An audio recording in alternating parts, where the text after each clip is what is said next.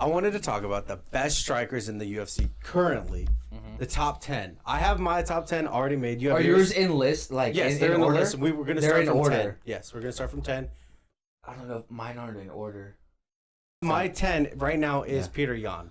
I think he's the 10th best striker in the UFC. I don't have him on mine. I feel shitty for not writing it down. Really, you don't have it on him? Dude, I'm going to be honest. I was really worried I was going to... made this last minute, and I feel so shitty for not adding him onto this. Okay, well, I have Petr Yan. I really agree with you. So good. He has such good boxing. Like, his hands, the way he's able to flow it in and out of it. When he fought Corey Sandhagen, that was a great fucking fight. He launched that spinning back fist and just sent him into a left hook. Yeah, dude, it was so cool, bro. Like the variety and like the fluidity in which he's able to construct these combinations is just insane. Hold on, this is why he's 10. Is because he takes too long to get started. Like first round, he's like a computer. Not a good third round fighter. He's like a computer where he just like analyzes, takes things in, and then he's gonna pick up the pace. Like he's a 5-round fighter. He's like a Nick Diaz. If he has 5 rounds, I would say he's almost always gonna win. Yeah. It's these 3-rounders that get him. Like, I mean, when he fought Sean O'Malley, who's also on this list, that fight, I think he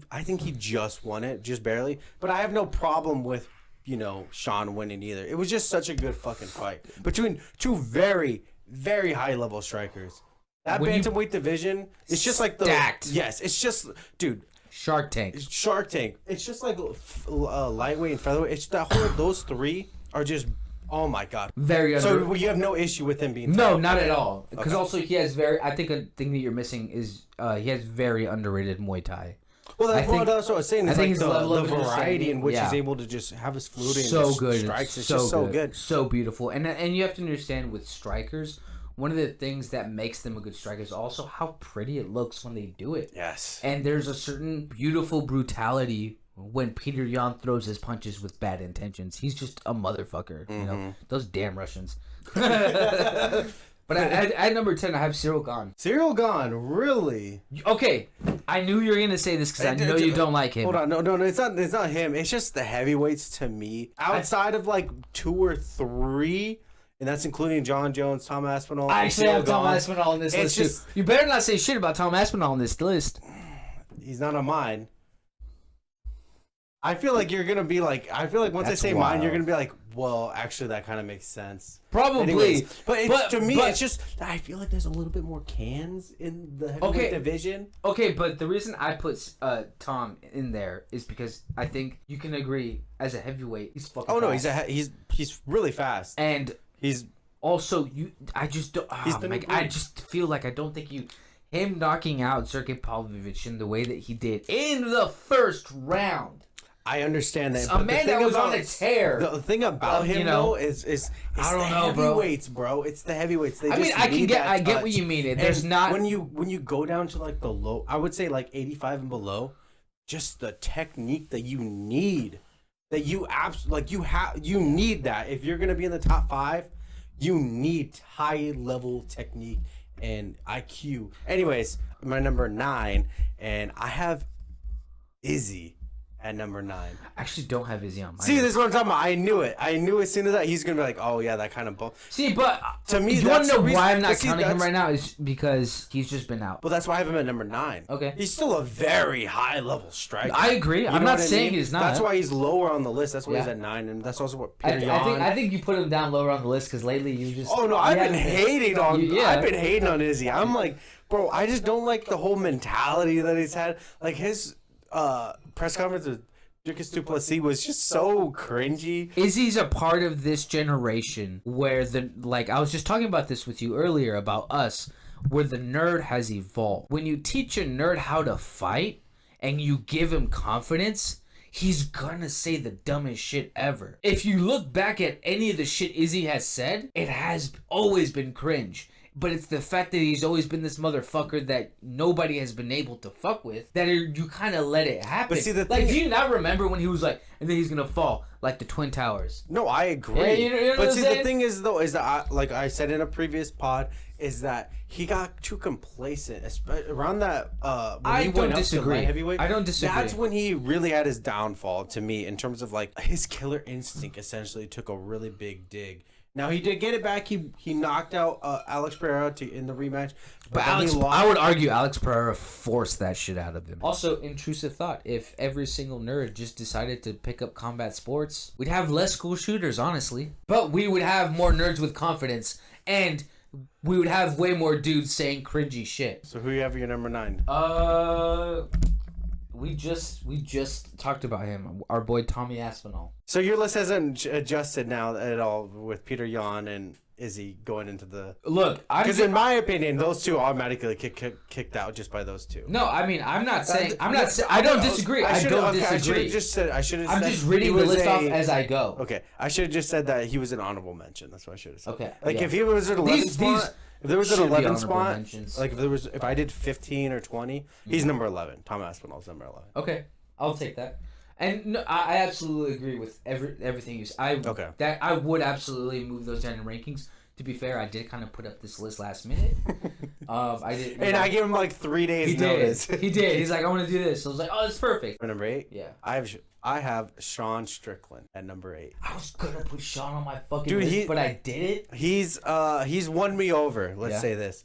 He's won me over with just the frequency in which he spars.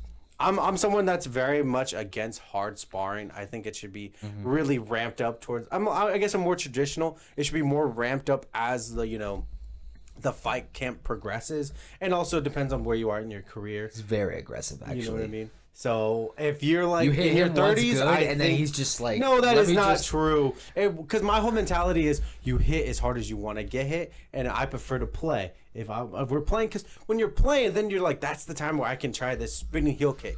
I can try this spin heel uppercut. You know what I mean? Like you can try some wild stuff. But if you get into a fight, you're like, oh, I'm going to my bread and butter here. You know what I mean? Anyways, you know what I'm talking about. But like, I really like that also I had to put him above Izzy because he fucked up Izzy. Yeah. I mean, he put a masterclass on that dude. So that's why he's at number 8, and that's why he's above Izzy. My number 8 is Leon Edwards. Leon Edwards. I think his striking is really clean. It's really beautiful. I think he's really quick. I think he is definitely probably one of the best strikers in the UFC right now. He's good. I think that maybe if you just put the gas in the pedal, I think if you just put, that's what my issue is. I think he'd be on the money. But also, again, like if you can't really do anything to negate his type of striking, then. But here's my counter to this. What is your counter? My counter is that I feel like if you're one of those dudes, you're one of those strikers, you kind of gotta fuck up some dudes. Like I was just talking about with Sean Strickland. He's fucked up some dudes. Izzy's fucked up some dudes. Yeah, but Sean Strickland even said his last fight with Costa was fucking boring, and it was. Oh no, it was. I'm not trying to defend that. And there is something to say with some of the hard sparring that he's put out.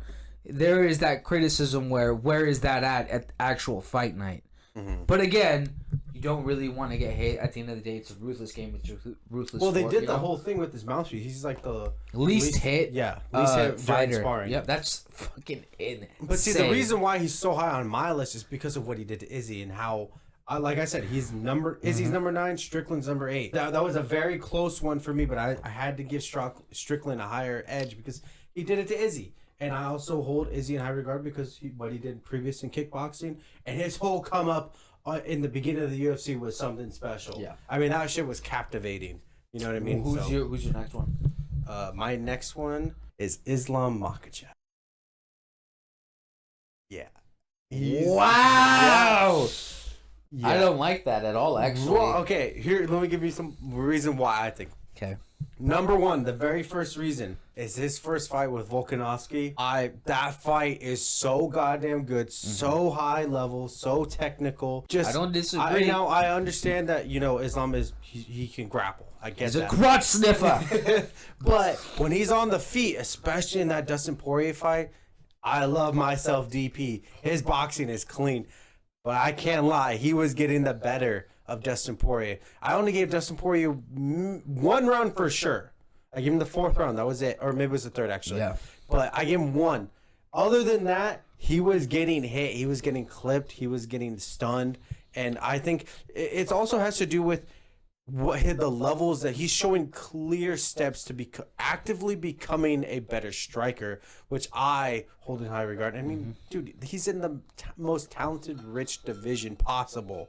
He's in lightweight. It's just, dude, the top 15 are sharks. You know what I mean? Most divisions, this top 10. Yeah. This division historically has always been full of just absolute killers, and I think he's stepped up his game. I mean, that head kick that he landed on Volkanovski was something special. So, you know, and he dropped Charles Oliveira with the left hook. Or it was a right hook, he's southpaw. But you know what I mean? So that's why he's very high on my list. He didn't crack the top five, but man, he can only get better from here, to be honest. Yeah, I don't just okay, I'll allow it. Okay. My next one is Stephen Thompson. Wow. Yeah. Okay. You don't. No. Go ahead. I feel like that's self-explanatory. No, he is. Like, I'm just I'm a little. Hold on. Spoiler.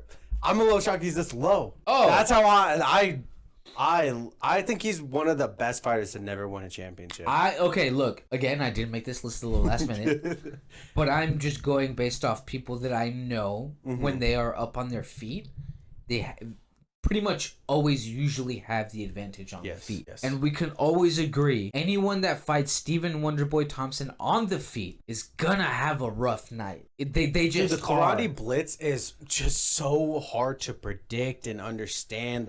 Their distance control. This is why I have him higher on my list. Okay. Because I've when I was training, there was someone in my gym that was for a short period of time. He came in to train with us, like he was an instructor. He was a karate based.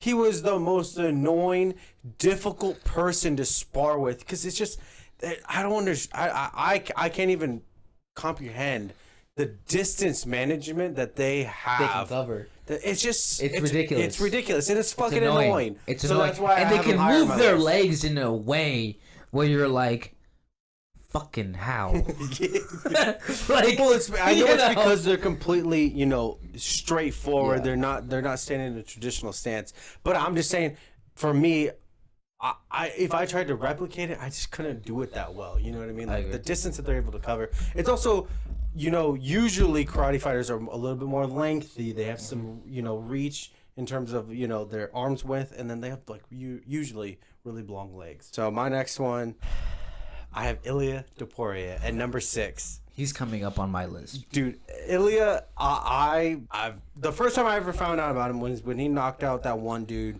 that does like the whole rolling shit. What's his name? Ryan Hall. That's the first time I ever found out. It was so satisfying, bro. So satisfying. So satisfying. One of the best knockouts. Hold on, we have to explain Ryan Hall really quickly as a fighter. He's a jiu-jitsu practitioner, and for those of you who don't know, jiu-jitsu is very prominent. Like, you're very good on your back. You're very good with chokes. So a jiu-jitsu guy essentially loves being on his back. Anyways. He's a bottom. Yeah. And he's on bottom too. But essentially his game plan was always kind of do weird flips going onto your back. He'll go for your ankles. Yeah, and there's lots of submissions from various different ways in jiu-jitsu that he's like an amazing jiu-jitsu practitioner. Does that translate well to MMA? You have to be well versed. You have to. In this day and age of MMA, if you knew anything from back in the day, it used to be like jiu-jitsu versus boxing, et cetera, et cetera. It was all specialists. And exactly. He's one of the specialists. Exactly. And maybe back then he would have been champion, but like now you need everything. That's how far MMA has evolved. And man, Ilia Topuria just kind of, first of all, he's an black amazing yes jiu-jitsu. He's amazing at grappling. I've became a big fan of Ilia. I have UFC Fight Pass. I went back, watched all his fights. I didn't even know he was a black belt on the ground. And dude, his first fight in the UFC, dude, the scrambles in that fight were insane. And he has really clean boxing. What he did to Volkanovski, he kept his base, pushed him up against the cage. Like, he just kept it. Because Volk, there's one thing about Volk that I've always noticed. He'll do this whole lean back. Ilia just timed where he was going to be not where he was at that moment, and that's why he got the knockout. So that's why he's very high on my list. I mean, he's had some really good performances in the UFC, and if he beat Max Holloway somehow, respect. I mean, and you know what? If he took out Volk and Max in the same year, That's a legacy. That's the fight to make. Ilia, right you need to do it. Yeah. I'm telling you. Then you can go up and challenge Islam because somebody needs to be. you need at least 2 title defenses, in my opinion. I think, move up. I think you need 3. No, I'm not going to argue there. But I think you need to me 3. the bare minimum I is think 2. Ed, but that's also including having you win the title. Yeah. So that's 4 championship bouts that you have under your. I feel like that is the best way to do it, and especially in a division that's fucking stacked. That Yeah. division's stacked. Yeah. You got to mind you. So who do you have at number 6 then? I have Sean O'Malley. Sean O'Malley at number 6. Wow. Yeah. Okay. I do. Yeah, and honestly, I think, especially since his Cheeto Vera fight. Dude, he fucked him up. Like, oh my God. That was a 50-43. That was a fucking home run. That was like ridiculous. I thought it was going to be competitive. It was not. Yeah, honestly, and because he went at it for 5 rounds and he proved to me like, oh, he can do this for 5 rounds. If it's his type of fight, because here's the thing, we all know he's predominantly a striker. If he couldn't do 5 rounds like that and he held the belt, it's only a matter of time before someone else takes it. This gives me a little more confidence in him to retain the belt just a little longer. I still think he's gonna spark out Merab, honestly, because the thing with Sean is when he hurts you, he's gonna hurt. He has that like killer he instinct, has yes. that killer instinct. Yes, I don't know, dude. And plus, I kind of want him to knock out Henry Cejudo. I think that'd be nice, but I don't think Henry deserves a title shot. Yeah, Henry doesn't deserve a Yeah. title shot. Anyways, my number 5 is Stephen Thompson. You already kind of explained it Yeah, too. I have him so high. I don't like disagree. I said, his distance management. And he was a kickboxer. I'll never forget the very first time I ever watched him. I don't remember who it was against, but he threw his lead kick as a question mark over the dude's shoulder, hit him right in the chin. Slapped him in the face.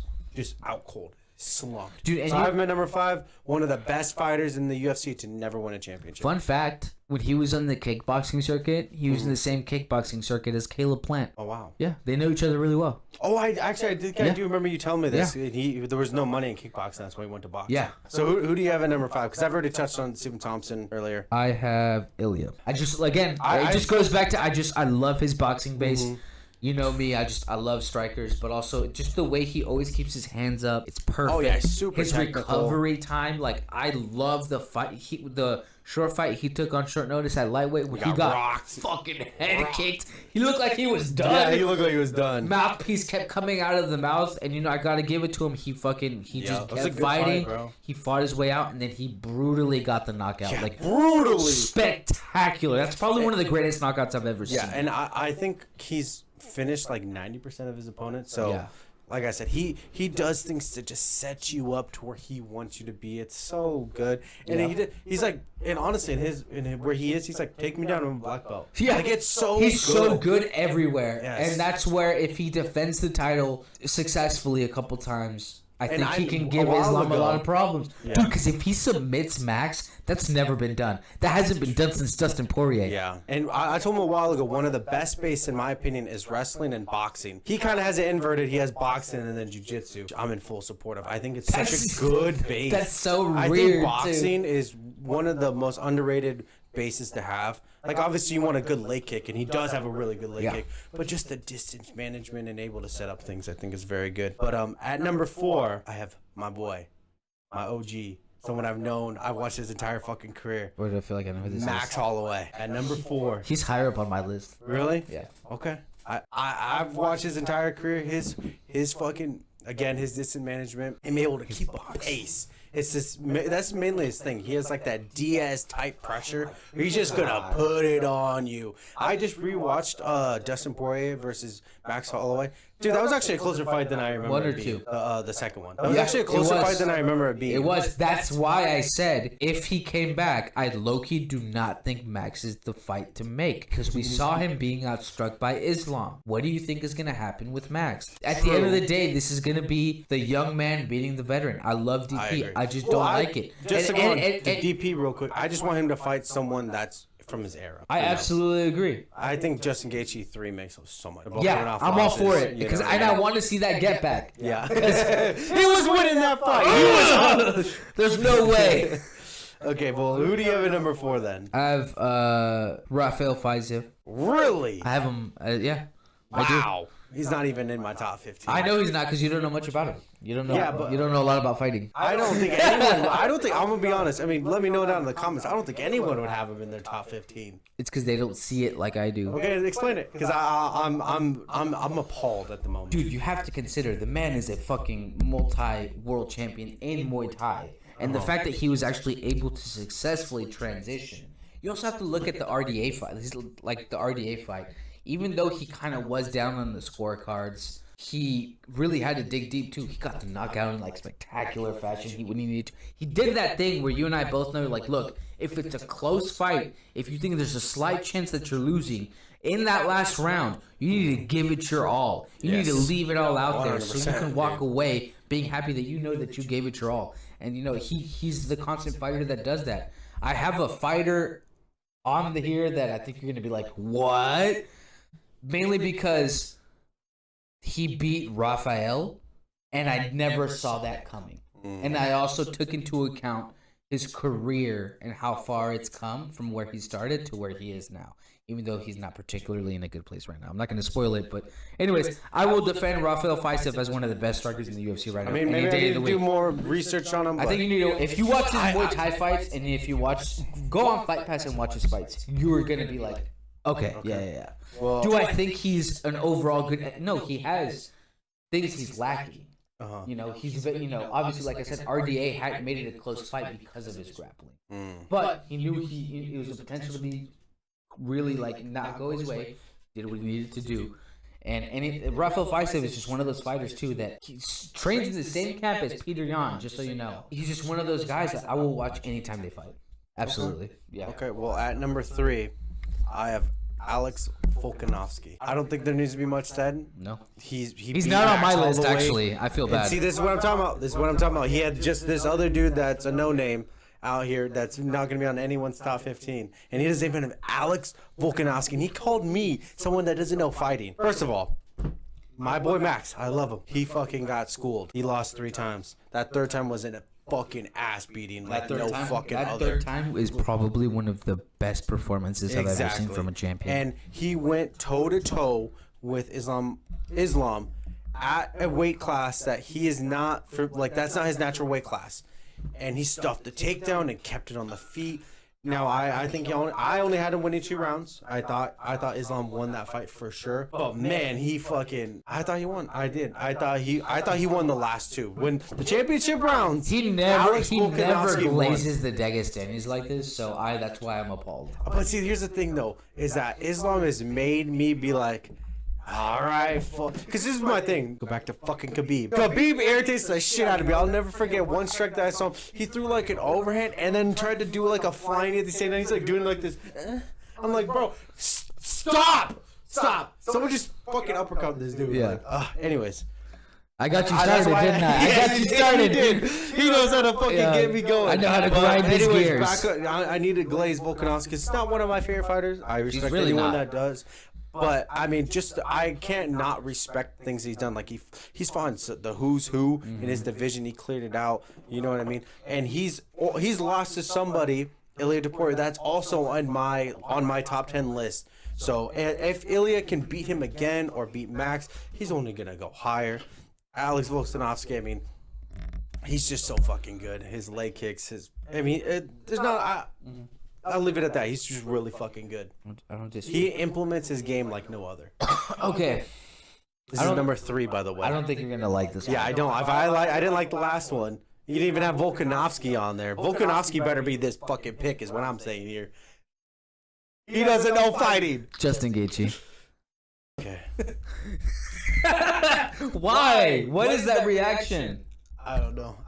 Okay, let me explain. Because of where he started, we all know Justin Gaethje's like, look, he's an exciting fighter. He's just gonna brawl it out, though. You know, you have to stick, kind of go through the fire with him a little bit, and you find his chin. That was the general consensus, right? Yeah. And then he ruins everyone's dream by basically killing Tony Ferguson. Not killing him, but killing the myth of El Cucuy and killing any hope for a Khabib Ferguson fight. And I just didn't see that coming. Because I thought the guy that fought Michael Johnson, that fought Eddie Alvarez, that fought Dustin Poirier the first time, was going to come in and fight Tony Ferguson, and that guy would have lost to Tony Ferguson. But that is not the guy that showed up. That he was precise. He put on one of the worst ass beatings I've ever seen live. Not only that, but the fact that it was in an empty arena and you heard every single punch thrown and you looked at Tony's face. There was a saying after you fought Tony in his prime that you never come out looking the same, right? Do you remember that? Yes. There was a picture of 12 people that Tony Ferguson fought, and they looked like they just went through a meat grinder. Tony Ferguson came out of a Justin Gaethje fight looking like he fought a prime Tony Ferguson. And that says a lot. I feel like people are not giving that enough credit. And also this quick turnaround that he made to just being more technical. An old Gaethje probably would have lost to Michael Chandler. Okay. An old Gaethje would have lost to DP again. And even though that knockout loss did hurt me, you know, I got to give him props. He threw something. He knew he was hurt. He knew he had to really, again, bite down on his mouthpiece and just do something. And he got the knockout, you know. And yeah, dude, that's all I have to say. And also, he beat Rafael Fiziev, which that was another fight where I'm like, this is gonna be the fight that takes Gaethje out of the top 5. And he came out and, you know. But I didn't know he was gonna lose to Max. I literally had to convince him to be like, dude, I was worried for my boy. He was. But mine was more worried about just the weight. That's really what it was, the power and everything. But he did it properly. He did it the way that you should, which I'm very happy about. I would say that What do you think about what I said there? It's just that I'm not disagreeing with it. I just think on my list, you know, comparing it to my list, I just think that the fighters that I've already listed off and the ones that we only got 2 more, they're just better than him. I think that's just what it comes down to. Because here's the thing: when it comes to the best strikers in the UFC, to me, you have to put on performances. Like, you gotta get it done. Oh, like a one-sided beatdown? Yes, but here's the thing though with Gaethje is he's only done it for half of his career.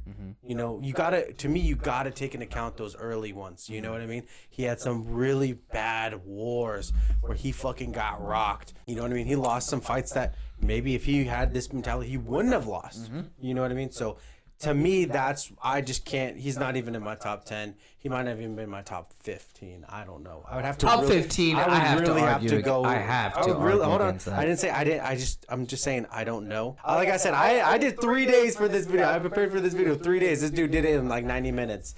Less than that. I'm just saying that I really went through strikers and I was like, okay, who's done this? Who's done that? Okay, but anyways, to be fair, I haven't argued against one of any of your claims. And that was your number 3. Yeah. And that's what I'm saying, though, is that my number 3 is Alex Volkanovski, and he had Justin Gaethje. I mean, I don't think it's a contest. I think everyone in the MMA community should agree with me.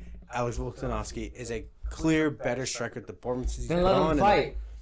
I would love that fight. I would love that fight. I've been thinking about that, dude, actually. On to my number 2, Sean O'Malley. I have him very high on my list. Wow. Yes, it goes back to what I was saying. He's put on master classes against dudes. And that's crazy that you have him higher than Max. That's what I said is I had. That's crazy. But that's sacrilegious, actually. I won't allow that. How the hell do you... Don't get me wrong. I think Sean O'Malley deserves to be on the list. Okay, sorry.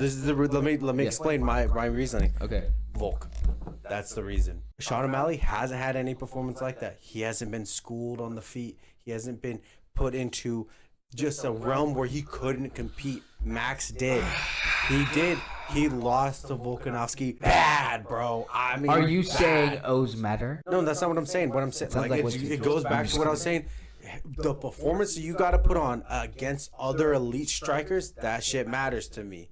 That's why I have Volk above Max. That's just what it is. I love Max. He's my boy. I've watched his entire fucking career. But I also got to be subjective and know where he actually falls on the list. He can't be above Alex Volkanovski. Volkanovski's beating these dudes. Okay, but I can't have Sean O'Malley below Volkanovski because Volkanovski is coming off of 2 bad back-to-back knockouts. And that has not happened to Sean O'Malley. I have my own gripes about Sean O'Malley. He knows this. I have my own gripes about him. But as a striker, dude, this dude has put on some master fucking classes, I feel like man. you're not taking into account the caliber of opponent. Hold on. We were just talking about the bantamweight division. Hold on. One of the Shut up. divisions ever. Let me talk. Don't even. Let me talk. Name one person out of the top 10 that Sean O'Malley has put on a masterclass performance right now. Chito Vera.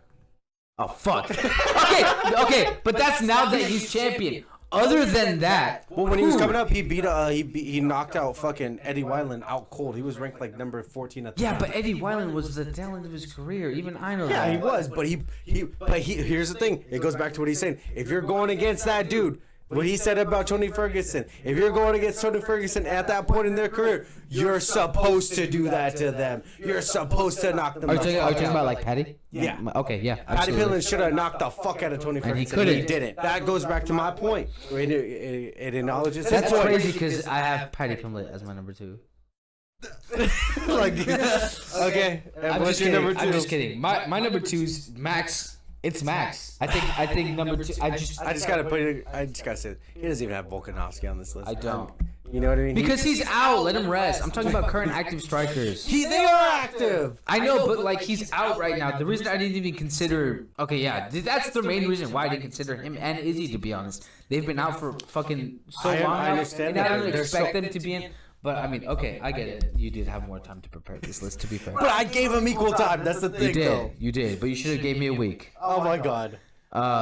Dude, But can't upload a anyways, video. I don't know, dude. I feel like I get what you're saying about Sean, but Cheeto was. But see, Don't get me wrong. it's not just Cheeto. Also, what he did to win the title, to put on those type of performances, to land the strike that you need to land, especially when the other guy knows what your game plan is. He knows he doesn't want to go to the ground with you. You know I what I just mean? think it's crazy, dude, because Max has just had way better performances in the top 10 division, and I think that's why he's higher on my list. It's just that where they're at in terms, like if we did this like when Max right, You're not gonna like my number 1. Hold on, I don't think I am. If we were talking about Max when he was right before he's about to fight Volkanovski, I would have been like, yeah, dude, he's one of the best fucking strikers in the fucking world. He probably would have been my number 1. But I just can't overlook the 3 losses, man. 3-0? 3-0? Brings a tear to my eye. You think this is happy for me? I'm just being subjective here. I don't know. I just think that's wild, and you do you, man. And I'm just saying with Sean O'Malley, he's everyone he's fought. He loves he's everything won. about Sean. I don't like everything about Sean. That's what I'm saying. I'm being very subjective here. Anyways, get to your number 1 because I feel like I'm gonna fucking hate it. No, you go number 1 first. I feel like it's obvious at this point. I actually all have the ones that I've listed, although he doesn't even have Volkanovski on his, so I don't even know. I have Alex Pereira. I have him as my number 1 too. I have him as number okay. 1. I so mean, that one we're like both boom. Okay. What he's we done. both agree. Yep. We glazed him in our last video. I mean, dude, what this guy's done in 18 months is just fucking insane. No one's ever done it. Ever. No one's had this much of a rise. And just the list of champions on this list. Izzy, Strickland, you know what I mean? Then moving up a weight class and fighting Jan the dude. Blachowicz, beating Jan Blachowicz. You know what I mean? Like, the things that he's done in a short amount of Jamal time. Hill, Yuri Pro. That's Like, dude, it's 5. I think it's like 5 or 6 world champions in his last 5-6 fights. Ridiculous. and something I don't know a lot of people are giving as much credit to is this man is a 2-division champ in a completely other combat sport. Yes. On top of the one he's currently Crazy, in. dude. Meaning Crazy. he went to kickboxing, fought at middleweight, won the belt, fought at light heavyweight, won the belt there, beat everybody he needed to beat in his ranking system, then go to the UFC and basically do the exact same thing. Mm-hmm. And now wants a 3rd belt. Wants a 3rd belt. Give it to him. And I think he can get it. Give I it to really him. do. Give it to him because he's also he's a very good example of someone that has like a really funny personality. Yeah. But is also Chama. like a character. Yeah. But it's just kind of I don't know, man. I fuck with Alex. It is so crazy how the MMA community has all turned. And it's like we're all on Alex's side and we're not really on Izzy's side. Yeah. I mean, I was a big Izzy fan, and he's I'm like, do I even like you anymore? I don't think you do. I don't think I do. I don't think you do. I really don't. And I'm a huge fan of Alex Pereira. I almost thought about buying his shirt on the UFC website the other day. I'm gonna buy their he does collabs with I don't know if you've heard of them, Full Violence on Instagram. No, I haven't. They're gonna come out with the DP collab, so I'm definitely gonna I'm definitely gonna check get that. But I think it's pretty obvious Alex Pereira is number one. I mean, and it could be recency bias, but we don't give a fuck. I actually don't. And also, I don't think it's recency bias. Okay, like you said, I know we weren't including prior. You know, for the most part in this was mainly just straight UFC fighters. I can't overlook what he did in Glory, like what he was saying. I just can't. Doing that, being a good ass striker, going against those dudes, and then coming here and doing the exact same thing to what he just said. I just can't, bro. I mean. What he's done in such a short that amount of might time be is probably insane, the best combat sports athlete of all time. Yeah, I mean, fuck you, Henry Cejudo. You are not. Yeah, fuck Henry Cejudo. Jesus, I fucking hate that guy so much. Didn't he win like a gold medal or something? Yeah, it belongs to Merab though. Hey, but you know what though? Oh my god, that's so true. Yeah, that's actually insane. How do you pick up an Olympic gold wrestler and carry him across the cage and then slam him on the ground? That's some gangster ass shit. That's some gangster ass shit, bro. Merab is really, he could really give O'Malley problems. He really could. But I think that's what makes this matchup really interesting, and I think that for sure, thankfully, Merab is the next guy. Yeah, I think clearly mine was the superior list here. You know, I didn't disagree with any of the points you made. And I but completely disagreed with yours. Yeah. Besides the number one. Yeah, besides number one. Yeah. But I think we're full agreement with that. And also, like, you know, with my list, I think if you move, like, maybe one or two, I think just for sure Volk has to be above Max. I just can't look past that 3-0. I also did have Stephen Thompson higher on my list. You know, I had Petr Yan on my list. Izzy. Just to run through real quick, I had Petr Yan, Izzy, Sean Strickland, Islam Makhachev, Ilia Topuria, Stephen Thompson, Max Holloway, Alex Volkanovski, Sean O'Malley, and the GOAT himself. Yeah, I feel really bad now that you're going through all this. I'm like, I really should have fucking studied up on it. Yeah. This dude had 3 weeks to prepare. He ain't about 3 weeks. No. 3 days. Yeah, 3 days. That's more. That's like 3 weeks essentially in fighting terms. Yes. Anyways, I think that's a good place to end it, right? Yeah, man. If you guys are new here, like, comment, subscribe, all those things. We post full podcasts every Saturday and videos in between, as long as he remembers to post it. And I will sometimes. All right, peace, guys. Later.